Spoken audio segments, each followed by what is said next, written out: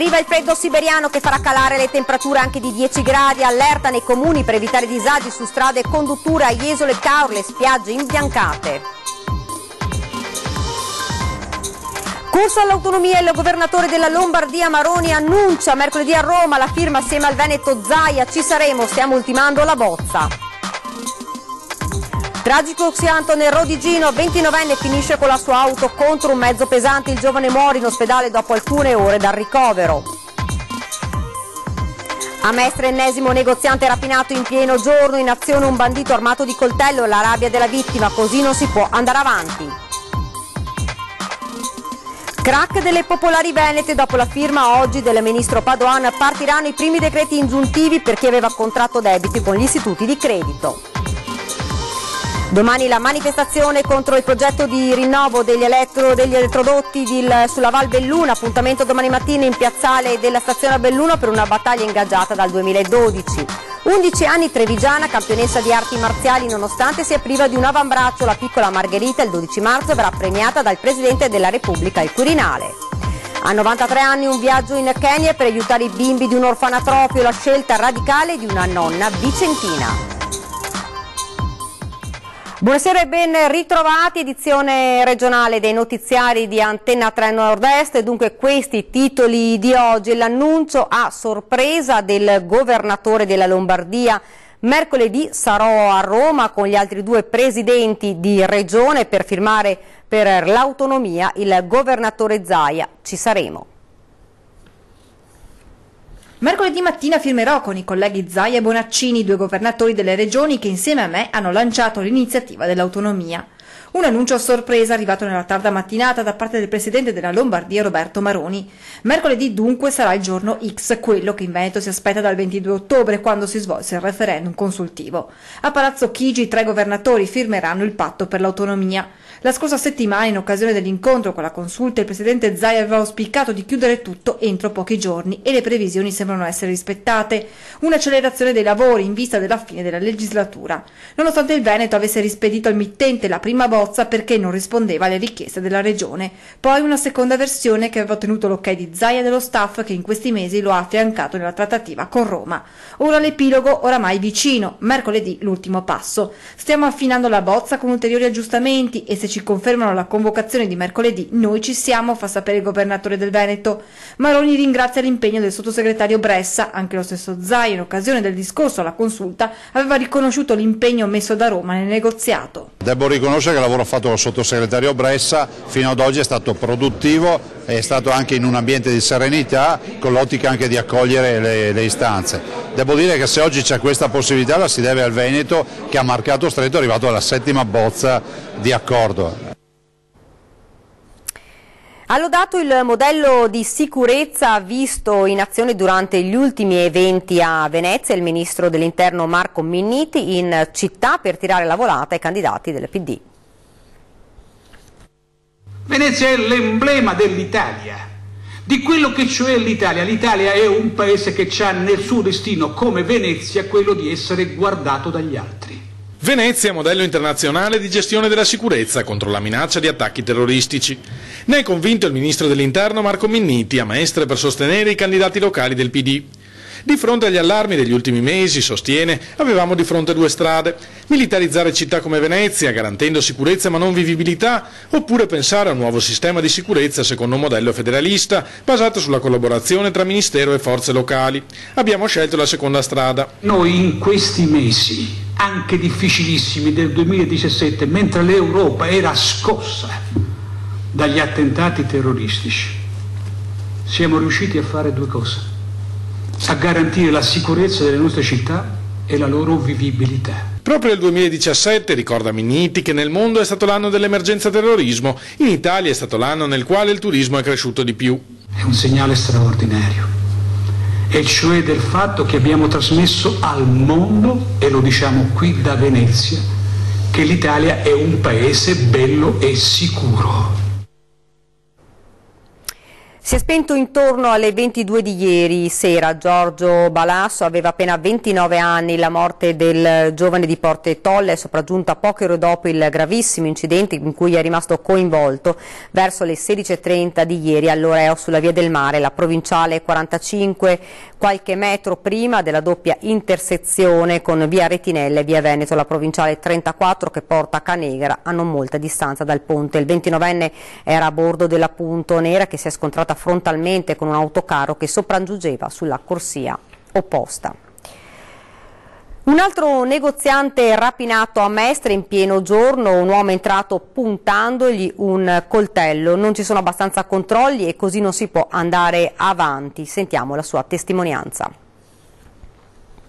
Sabato alle 4 all'apertura praticamente ero qua in negozio tranquillo che mettevo fatalità a posto le fatture da dare al commercialista, tanto per dire questi piccoli negozi noi facciamo tutto, e mi è entrata una persona che poteva essere benissimo un cliente, apre la porta con una cacciotta nera in testa. Quindi a volto scoperto? A volto scoperto, nel mentre che mi entra in negozio una persona di 30-35 anni. Una cosa che mi ha impressionato, la faccia proprio bianca, candida, sembrava con l'occhio di ghiaccio, un killer praticamente. Mi entra dentro, si abbassa leggermente il passamontagna, che dopo ho capito era un passamontagna, con un coltello in mano praticamente, che poi ho visto era un seramanico, un classico seramanico, mi affronta, mi viene vicino a 1 metro di distanza e mi intima di aprire la cassa e consegnare all'interno della cassa tutto quello che avevo.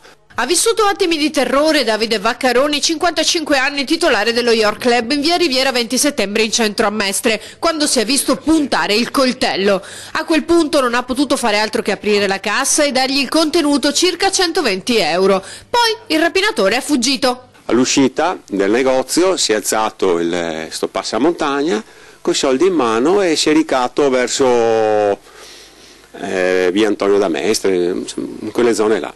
Vaccaroni, che fa questo mestiere da 30 anni, non si era mai trovato a fronteggiare una simile situazione. Ecco perché denuncia. Manca una giusta ed adeguata illuminazione, perché qua ci sono delle zone buie d'ombra che può passare di tutto, capito? Poi noi siamo diciamo circondati, non so se vedete cosa c'è a 100 metri da qua, da tossicodipendenti, piccoli delinquenti, spacciatori, pochissimi vigili, cioè io vigili qua non li vedo mai, non vedo nessuno. Devo applaudire le forze dell'ordine che nel 2 minuti 3 sono arrivati subito senza nessun problema, bravissimi. 2 banditi questa mattina hanno rapinato una 50enne di origini bresciane residente a Verona in centro storico. I 2 uomini hanno colpito la vittima con un pugno sulla testa e si sono impossessati della sua borsa fuggendo a piedi nelle vie limitrofe, ma la loro fuga è durata poco. Sono stati rintracciati e bloccati nei pressi della stazione di Verona Porta Nuova. Sono entrambi albanesi, incensurati rispettivamente di 24 e 17 anni. Addosso avevano il portafogli con 50 euro e il tablet sottratti alla donna, che è stata medicata al pronto soccorso e poi dimessa con una prognosi di 15 giorni.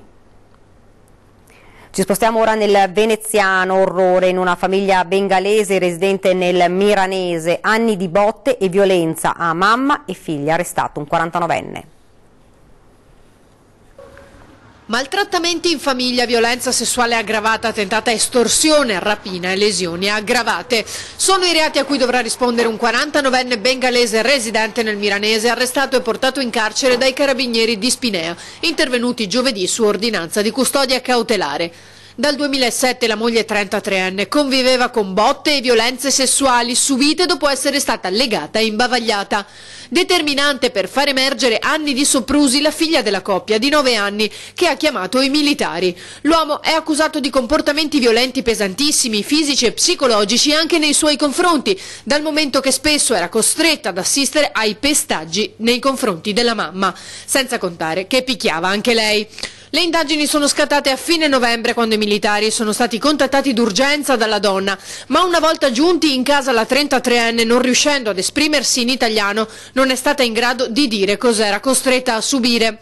fino al secondo intervento, quando a chiamare i carabinieri è stata la figlia disperata, spiegando che la mamma era accerchiata da 4 uomini, il marito e 3 parenti, che la picchiavano furiosamente per costringerla a intestare un immobile in Bangladesh di valore economico rilevante. La donna è stata portata al pronto soccorso, poi in caserma, dove con l'aiuto di un interprete ha finalmente raccontato tutto. Da 10 anni veniva quotidianamente offesa, minacciata, picchiata anche in gravidanza e privata della possibilità di ricorrere alle cure mediche. Le era vietato relazionarsi con chiunque, anche al telefono, e vedere la televisione. Non poteva uscire di casa da sola e veniva costretta a subire rapporti sessuali che, se rifiutati, venivano compiuti legandola e imbavagliandole la bocca con il nastro adesivo. Mentre mamma e figlia sono state portate in una comunità protetta, il 49enne è nel carcere di Santa Maria Maggiore, dove sarà sottoposto all'interrogatorio di garanzia.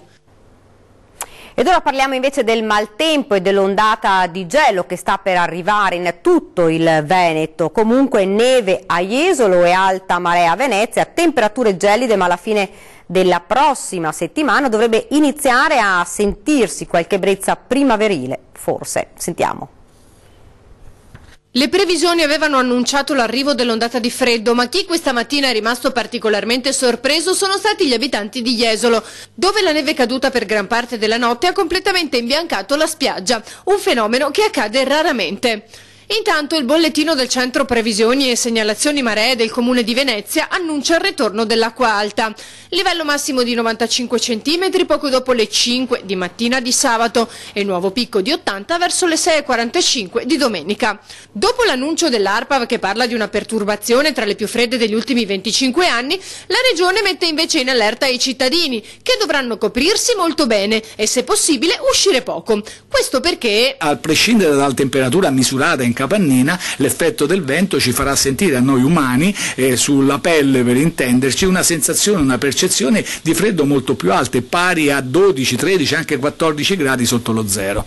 E mentre sabato a Roma il capo della Protezione Civile ha convocato il comitato operativo per verificare che tutte le strutture operative abbiano messo in campo i mezzi a disposizione, Veritas consiglia di proteggere i contatori, soprattutto quelli all'aperto, anche perché l'eventuale rottura porterebbe ad un addebito sulla bolletta. Ma quanto bisognerà ancora attendere per la primavera?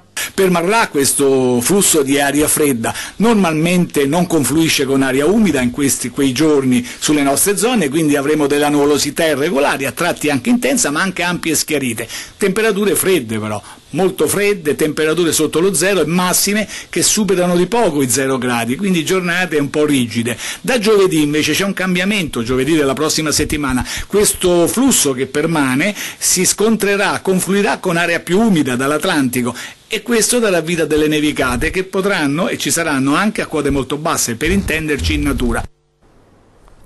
Evade dai domiciliari, scappa in Albania e pubblica su Facebook diversi selfie. Protagonista un giovane albanese arrestato a fine gennaio per maltrattamenti nei confronti dell'ex fidanzata. Avrebbe dovuto essere agli arresti domiciliari nella casa dei genitori a Mogliano, in seguito ad un'ordinanza di misura cautelare dopo l'arresto a fine gennaio per la denuncia per lesioni e maltrattamenti presentata dalla sua ex fidanzata. In realtà però da quell'abitazione Albano Dova, 24enne albanese, si è allontanato pochi giorni dopo, non prima di aver manomesso il braccialetto elettronico che indossava. Il giovane ha così potuto raggiungere il suo paese d'origine, l'Albania, ma anziché muoversi senza dare nell'occhio, quasi per sfidare i giudici, ha iniziato a scattarsi selfie che poi puntualmente pubblicava sul suo profilo Facebook. Gli inquirenti, che una volta scoperta la fuga si sono messi sulle sue tracce, ora stanno valutando quali misure adottare per mettere fine alla latitanza del 24enne. Tra le ipotesi al vaglio anche la possibile richiesta di emissione di un mandato d'arresto internazionale. Crack delle popolari venete, dopo la firma del ministro partiranno i primi decreti ingiuntivi per chi aveva contratto debiti con gli istituti di credito. 2 pesi e 2 misure. Se per ricevere qualche euro di rimborso dal Fondo dei risparmiatori non c'è ancora una data, passata la quale si potrà iniziare a sperare, c'è invece già una data certa per quanto riguarda i crediti vantati dalle liquidazioni delle 2 banche. Il ministro dell'Economia e delle Finanze, Piercarlo Padoan, ha firmato oggi il decreto che consente la cessione alla società per la gestione di attività dei crediti deteriorati di Veneto Banca e Popolare di Vicenza, entrambe in liquidazione coatta amministrativa. In altre parole, ben presto partirà la riscossione. Una Caporetto del risparmio la chiamano le associazioni, con 54.000 posizioni a rischio tra risparmiatori e imprese. I risparmiatori che sono stati trasformati in debitori, risparmiatori e imprese che sono nella liquidazione coatta amministrativa delle due banche, stanno ricevendo i decreti ingiuntivi del loro debito. Un paradosso e una beffa se si calcola che tra gli indebitati c'è anche chi ha sottoscritto prospetti per acquistare azioni. La giustizia non funziona per quanto riguarda i diritti dei risparmiatori, nello stesso tempo la giustizia condanna i risparmiatori a essere spogliati di tutti i loro beni. Il subentro nella gestione del portafoglio crediti, anche attraverso operazioni di ristrutturazione creditizia, dovrà servire a beneficio delle liquidazioni e dello Stato. Si preannuncia ad alta adesione la manifestazione contro il progetto di rinnovo degli elettrodotti di Trena sulla Val Belluna. Appuntamento domani mattina in piazzale della stazione a Belluno per una battaglia ingaggiata dal 2012 che qualche giorno fa aveva avuto l'ennesimo colpo di scena arrivato da Roma. Da 6 anni dicono no ai tralicci lungo la Val Belluna. No al rinnovo delle linee se la sostituzione sarà con la stessa tecnologia, ovvero con tralicci alti anche 60 metri. Stiamo parlando di uno dei grandi assi energetici del Veneto, ovvero la serie di elettrodotti stesi dagli anni 50 lungo il corso del Piave. Linee da 120 kV che ora Terna vuole sostituire anche in vista della maggior richiesta di energia per le Olimpiadi di Cortina del 2021 e dopo i guasti subiti dalla grande nevicata del 2013 più di qualcuno si aspettava l'investimento tecnologico più innovativo, ovvero l'interramento delle linee, e invece no. Il gestore pubblico della rete riutilizzerà i tralicci, futuro e non condizionale visto che nell'ultimo Consiglio dei Ministri c'è stato il via libera al progetto e contemporaneamente si sono rialzate le barricate da parte dei comitati cittadini che si erano tranquillizzati dopo la posizione presa dal Ministero. C'è un parere del Ministero dei Beni Paesaggistici e Culturali che praticamente definisce questo progetto inaccettabile. Perché i cittadini non dicono no alla linea, ma chiedono vengano utilizzate le moderne tecnologie, tradotto che la linea sia interrata. Terna dispone di tecnologie che permettono di passare senza devastare territori, e tra l'altro questa provincia necessita di tutelare il territorio perché l'unico futuro che può avere è quello turistico, e se distruggiamo le nostre bellezze delle Dolomiti mettendoci davanti sti palinsesti di 60 metri sicuramente non lasciamo un buon futuro ai nostri figli e alle generazioni che verranno. Per questo domani alle 9:30 in piazzale della stazione a Belluno è fissato l'inizio della manifestazione dei comitati, non solo del bellunese, perché l'elettrodotto riguarda un po' tutti. E quindi abbiamo la partecipazione dei rappresentanti dei comitati di Volpago, di Scorzè e gli altri della Riviera del Brenta. Ed ora ci fermiamo un attimo, c'è una piccola pausa pubblicitaria.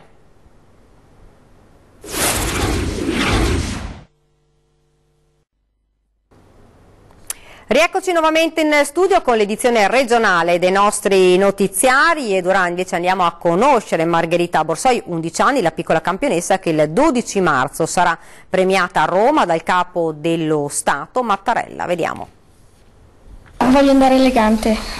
Margherita Borsoi ha le idee chiare. Il 12 marzo, quando al Quirinale verrà premiata dal capo dello Stato Sergio Mattarella, vuole essere perfetta. Sta preparando tutto mamma, racconta sorridente. Lei, 11 anni, è nata senza avambraccio e mano sinistra, eppure questo non l'ha mai fermata. A Roma, insieme ad altri 28 giovani, riceverà l'attestato d'onore di Alfiere della Repubblica. Sarà una giornata indimenticabile. Mamma Maristella e papà Claudio ancora faticano a credere che stia succedendo tutto questo proprio a loro. Cercando di calmarci un po', insomma, perché siamo un po' agitati in questo momento qua. Perché... Sì, ancora non siamo riusciti a metabolizzare il tutto. Una grande determinazione che l'ha portata a non arrendersi mai nemmeno di fronte alle difficoltà, e così anche suonare il piano diventa semplice.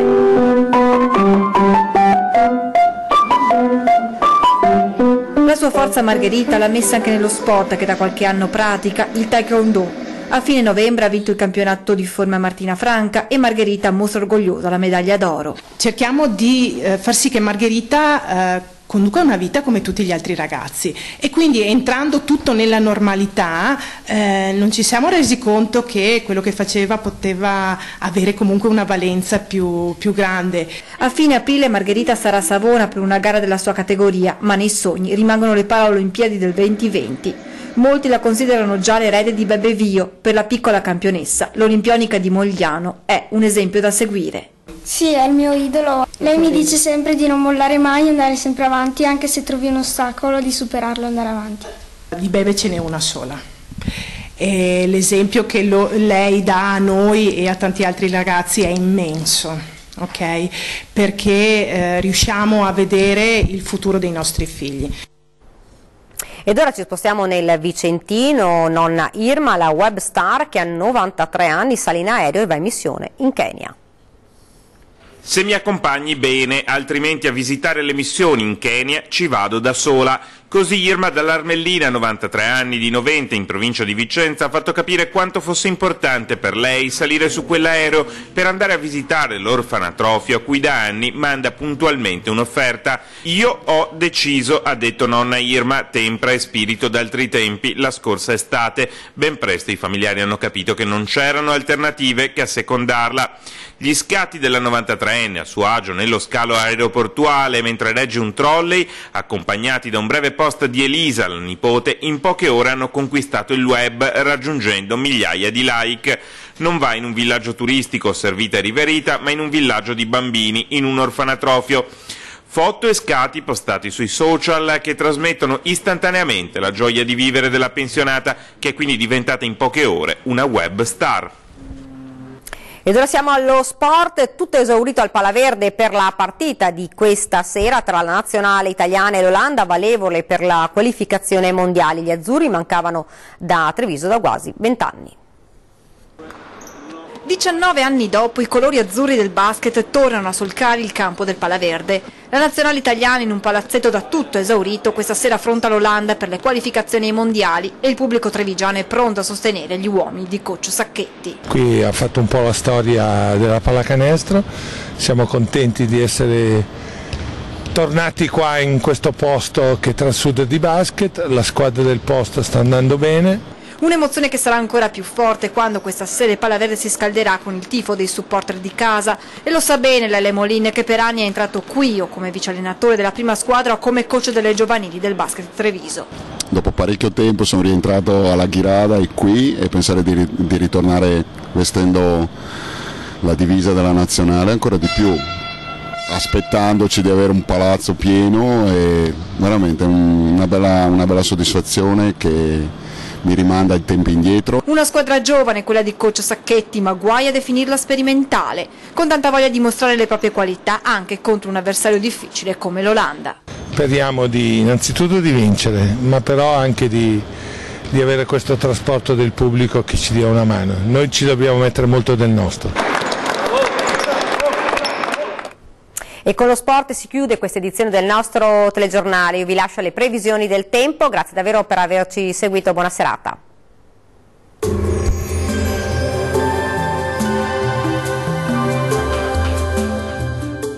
Termoidraulica Susin. Se compri una caldaia, in omaggio il condizionatore. Termoidraulica Susin a 0 branco.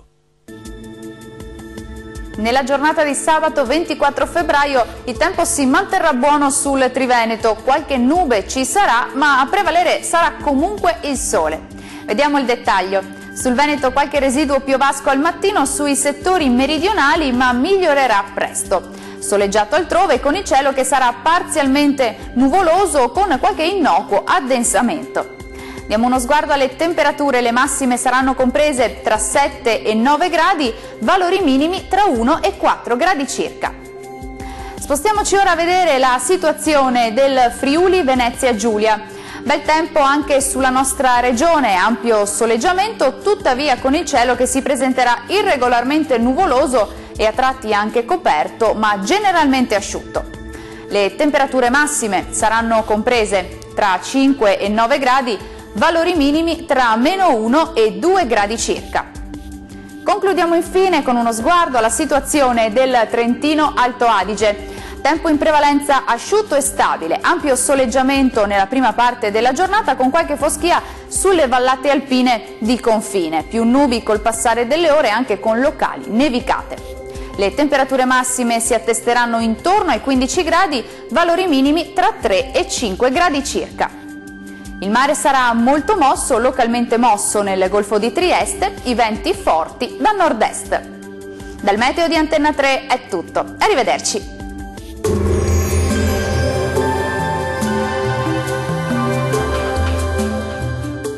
Termoidraulica Susin. Se compri una caldaia, in omaggio il condizionatore. Termoidraulica Susin a 0 branco.